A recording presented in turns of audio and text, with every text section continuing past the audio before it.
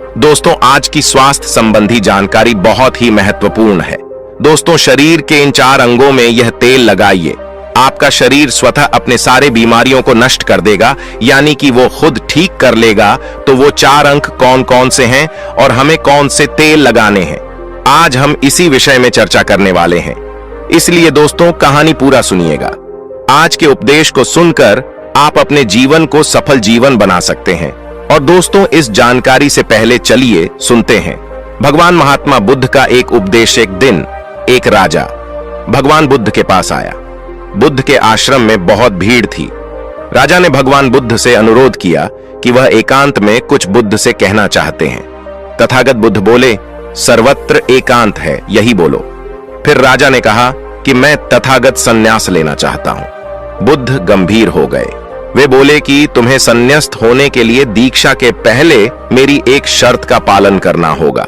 राजा ने स्पष्ट किया कि जब दीक्षा लेनी ही है और संन्यास्त होना ही है तो मुझे आपका सभी शर्तें मंजूर है। और फिर तथागत बुद्ध ने आदेश दिया और कहा, अपने कपड़े उतारो, अपने जूते उतारो और नग्न हो जाओ। और इसी नग्न अवस्था में अपने राज के राजमार्गों पर स्वयं को जूते मारते हुए चक्कर लगा कर आओ। राजा असमंजस में पड़ गया। तथागत बुद्ध ये क्या कह रहे हैं? मैं एक राजा हूं, इस तरह से मैं नग्न होऊंगा और नग्न होकर अपनी ही सड़कों पर कैसे खुद को जूते मारते हुए चक्कर लगाऊं? लेकिन फिर भी राजा को संन्यास्त होना था, तो उन्होंने भगवान बुद्ध की शर्तें मान ली और वे वैसा ही करने के लिए निकल पड़ा। राजा ने वैसा ही किया। वह नग्न होकर स्वयं को जूते मारते हुए राज्य की सड़कों पर दौड़ने लगा। और यहां उसके चले जाने पर शिष्य ने बुद्ध से कहा कि भंते, जब हम आपसे दीक्षा लेने आए थे तब आपने तो ऐसी कठोर शर्त नहीं लगाई थी। आप तो स्वयं करुणा अवतार हैं, फिर आपने राजा के साथ ऐसा कठोर व्यवहार क्यों किया? तब भगवान बुद्ध बोले, जब तुम लोग संन्यास लेने आए थे तब तुम्हारे अहंकार बहुत बढ़े नहीं थे, इसीलिए तुम लोगों से घर घर भिक्षाटन करवा के ही काम बन गया। यह तो एक बड़े राजा है, इसका अहंकार भी बहुत बड़ा है। इसलिए जितना बड़ा रोग उतनी बड़ी दवाई, इसलिए महारोग की दवाई भी अधिक शक्तिशाली होती है। किसी कारणवश मैंने इनका परीक्षा भी इतना कठिन किया है। राजा जब इस दशा में अपनी ही प्रजा के सामने से गुजरेगा तो उसका अहंकार चूर चूर हो चुका होगा। राजा ने शाम तक शर्त पूरी कर ली और बुद्ध के चरणों में आकर गिर गया और फिर बोला, तथागत, अब तो मुझे आप दीक्षा देकर मुझे संन्यास्त करें।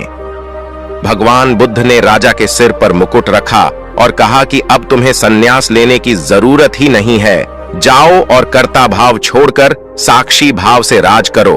अब तो तुम राजस्व हो चुके हो, अब तुम राजस्व हो।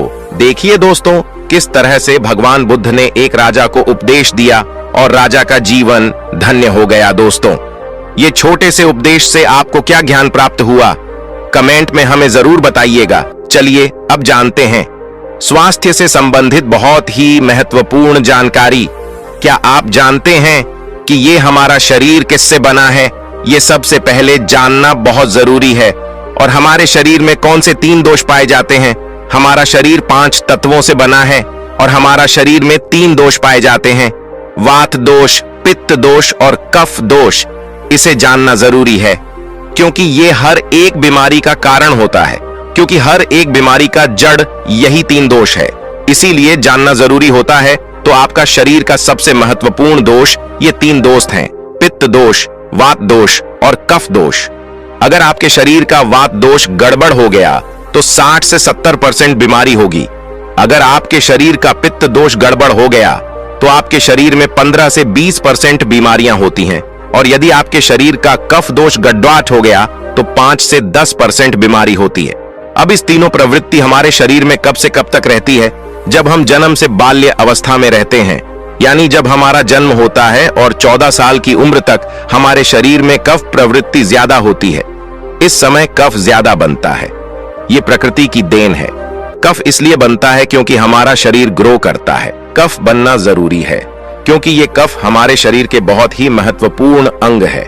बस हमें यह ध्यान देना है, हम अपने बच्चों को ऐसी कोई चीज नहीं देना है जिससे उनका कफ और बढ़ जाए, क्योंकि बच्चे उस समय कुछ नहीं जानते। पेरेंट्स को जागरूक होना होगा।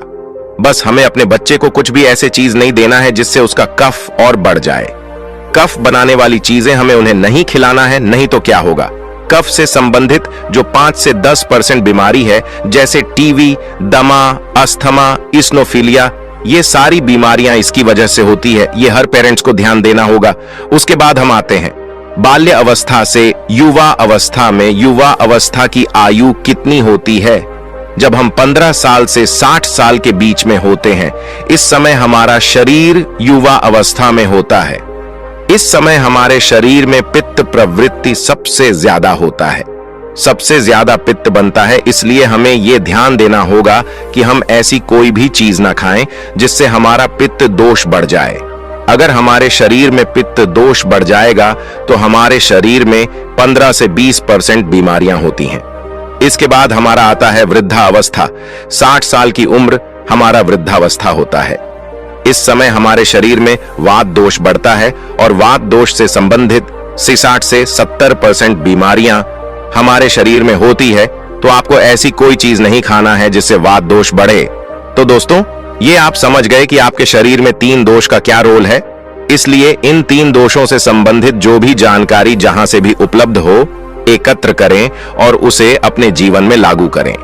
कारण को दूर करें और हमेशा इस बात का ध्यान रखें कि इन 3 दोषों में क्या खाना चाहिए और क्या नहीं खाना चाहिए। इस दोषों को बढ़ाने वाली चीजें कभी ना खाएं। अब आप इन तीनों दोषों के बारे में जान गए हैं, तो अब जान लें कि आपका शरीर 5 तत्वों से कैसे बना है। ये सारे नियमों का आपको पालन करना होगा। अब जब ये हमारा पित्त दोष कह रहा है कि ये चीज नहीं खाई, ये पित्त और बढ़ेगा, तो आप उसे क्यों खाते हैं? पिज्जा बर्गर आप क्यों खाते हैं?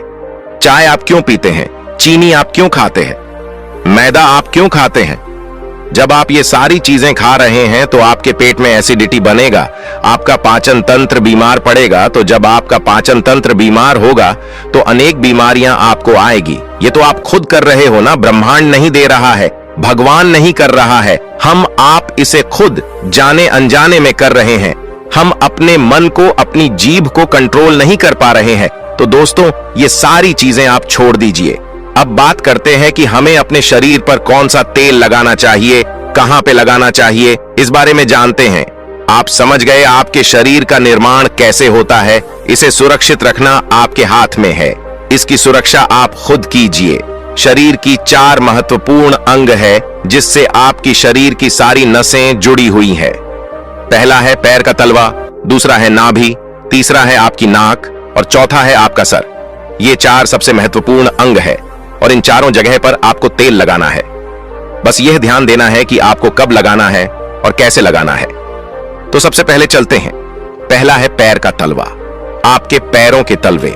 जो व्यक्ति रोज सुबह जागकर मॉर्निंग वॉक करता है, नंगे पैर जमीन पर या फिर हरी घास पर, तो दोस्तों उसकी आंखों की रोशनी कभी कम नहीं होती। तो इसीलिए आपको पैरों के तलवे में शुद्ध तोरी का तेल लगाना है। इसके अलावा आप शुद्ध सरसों का तेल भी लगा सकते हैं। जब आप रात में सोने जाइए तो उसके पहले गुनगुने पानी से अपना पैर धो लीजिए। पैर धोने के बाद बढ़िया से उसे साफ कर लीजिए, सूख जाए जब आप बिस्तर पर लेट जाए, और अपने हाथ से मालिश कर लीजिए। रात में सोते समय यही शुद्ध सरसों का तेल, और जैसे ही आप अपने 5 मिनट दोनों हाथों से मालिश करेंगे, तेल से गर्माहट आएगी। तुरंत ही आपको नींद आना शुरू हो जाएगा। अगर आप नींद का टैबलेट लेते हैं, अगर आप डिप्रेशन में हैं, नींद नहीं आ रहा है, तो ये दूसरे दिन से ही बंद हो जाएगा। आपको नींद की टैबलेट की जरूरत ही नहीं पड़ेगी। आपका पागलपन दूर हो जाएगा। याददाश्त बहुत तेज होती हैं, दिमाग से संबंधित सारे समस्याएं खत्म, और एक ही बार में आप 10 बजे सो रहे हैं। 4 बजे से पहले आपकी नींद ही नहीं खुलेगी। इतनी बढ़िया नींद आती है तो पैर के तलवे में तेल लगाने से आपके पाचन तंत्र मजबूत होता है, याददाश्त तेज होती है, भूख लगती है, शरीर में शक्ति मिलती है, ऊर्जा मिलती है, यानी कि शरीर की सारी पोषक तत्वों को आपूर्ति कर देता है। दूसरा स्थान है नाभि, जो कि आपके शरीर का सबसे महत्वपूर्ण अंग है। नाभि के पीछे एक पेकोटी ग्रंथि पाई जाती है, और इसी पेकोटी ग्रंथि से शरीर की सारी नसें जुड़ी हुई होती है, और ये शरीर की सबसे शक्तिशाली ग्रंथि होती है। इसलिए नाभि में तेल लगाना चाहिए। आप देखते होंगे जब आपके घर में छोटा बच्चा होता है तो माताएं उस बच्चे की तेल से मालिश करती थीं, लेकिन अब तो बच्चों को तेल लगाना ही बंद कर दिया। पहले माताएं 7 से 10 बार दिन में बच्चे की तेल से मालिश करती थीं। वे कहती थीं कि हम जितनी बार तेल की मालिश करेंगे उनकी हड्डियां उतनी ही मजबूत होंगी। और वो घर पर बना हुआ शुद्ध सरसों का तेल होता था। और वो शुद्ध सरसों घर का तेल और किसका बनाती थे? किसी सरसों को घुन करके सरसों को रोल कर पहले जो उसी से मालिश करती थी, पहले वो लगा देती, उसके बाद छोड़ा करके। लेकिन आज फैशन बदल गया है। लोग तरह तरह के केमिकल युक्त तेलों से मालिश कर रहे हैं। ये किसी काम का नहीं। दोस्तों, कंपनियां हमें सिर्फ बेवकूफ बनाती हैं और इससे सिर्फ बीमारियां होती हैं, क्योंकि बच्चों की मालिश के लिए सबसे अच्छा तेल सरसों का है। और गांव के बच्चों को माताएं आज भी सरसों के तेल की मालिश करती है। गांव के बच्चे शहर के बच्चों की तुलना में कितने कमजोर हैं, इसे आप खुद अनुमान लगा सकते हैं। तो दोस्तों, यह नाभि आपके शरीर का सबसे शक्तिशाली हिस्सा है।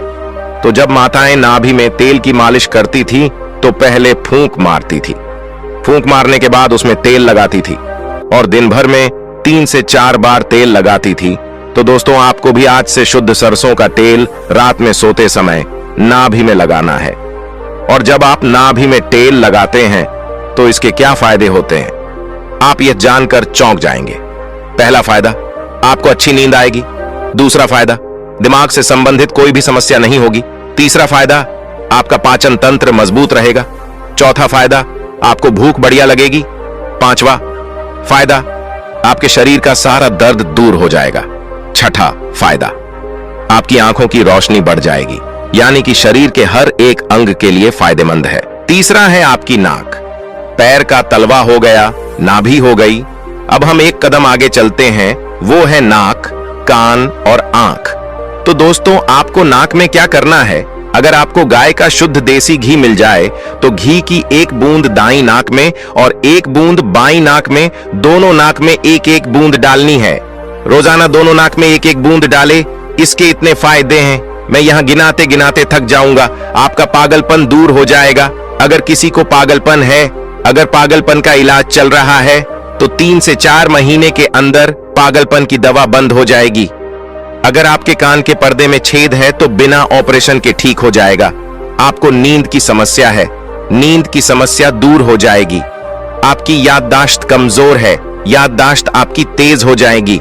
शरीर में कमजोरी है, शरीर की कमजोरी दूर हो जाएगी। जुकाम आपको कभी पूरी जिंदगी में नहीं होगा। जुकाम, सर्दी की नाक से संबंधित जितनी भी बीमारी है आपको नहीं होगा। चौथा है आपका सर। अब एक अंग और है जहां से आपका शरीर पूरा दिमाग जुड़ा हुआ है, वो है सिर। अगर गर्मी का सीजन है तो आप स्नान करते होंगे। जब स्नान करके निकले, स्नान करने के बाद जब आपके बालों का पानी सूख जाए तो आपको अपने सिर में शुद्ध सरसों का तेल लगाना है। जैसे ही आप अपने सिर में सरसों का तेल लगाकर सिर की मालिश करेंगे तो आपको 10 मिनट बाद नींद आना शुरू हो जाएगा। सिर में सोते समय तेल लगाने से कई सारे फायदे हैं, जैसे आपका जो बाल पक रहा होगा वो भी रुक जाएगा, आपको नींद बढ़िया आएगी, दिमाग की याददाश्त पावरफुल होगी, शरीर की शक्ति बढ़ेगी, शरीर की कमजोरी दूर हो जाएगी। यानी कि शरीर की सारी शक्तियां आपको मिलेंगी सिर में तेल लगाने से। तो दोस्तों, आप शुद्ध सरसों तेल को अपने शरीर के इन 4 अंगों पर लगाएं और देसी घी को अपने नाक में डालिए। ये प्रक्रिया आप अपना लीजिए, आपका शरीर स्वस्थ और तंदुरुस्त हो जाएगा। जैसे हमने कहा कि ये हमारा शरीर है, हमारा शरीर हमारे ऊपर डिपेंड है। हम इसे किस तरह से रखते हैं? मान लीजिए एक कपड़ा है, आप उसे कितनी सेफ्टी से रखते हैं। खासतौर पर सफेद कपड़ा हो गया, आप उसे पहनते हैं, पहन के बाहर जाते हैं तो आप उसे बहुत बचा बचा कर रखते हैं कि कहीं गंदे स्थान पर टच ना हो जाए। सफेद कपड़ा है, इसमें दाग लग जाएगा। कितना बचा बचा के चलते हैं और फिर आते ही खूंटी में निकाल कर आराम से टांग देते हैं, जिससे उसमें दाग नहीं लगता है। और फिर अगले दिन पहनते हैं और उसको ध्यान से प्रेस आयरन वगैरह करते हैं। तो दोस्तों, ठीक उसी प्रकार इस शरीर की देखभाल आप खुद कीजिए। जितनी आप इस शरीर की देखभाल करेंगे उतना ही आपका शरीर स्वस्थ व निरोग बना रहेगा। तो जैसे हमने कहा, इसका पालन करिए, आप प्रकृति के नियम का पालन करिए। तो दोस्तों, आज से, अभी से आप इन 4 जगहों पर तेल लगाना शुरू कर दीजिए। तो दोस्तों, उम्मीद करता हूं आपको इस कहानी से बहुत कुछ सीखने को मिला होगा। ये कहानी आपको कैसी लगी हमें कमेंट बॉक्स में कमेंट करके जरूर बताएं और साथ ही इस कहानी को अपने दोस्तों के साथ जरूर शेयर करें ताकि उन्हें भी इस कहानी से कुछ सीखने को मिल सके। धन्यवाद।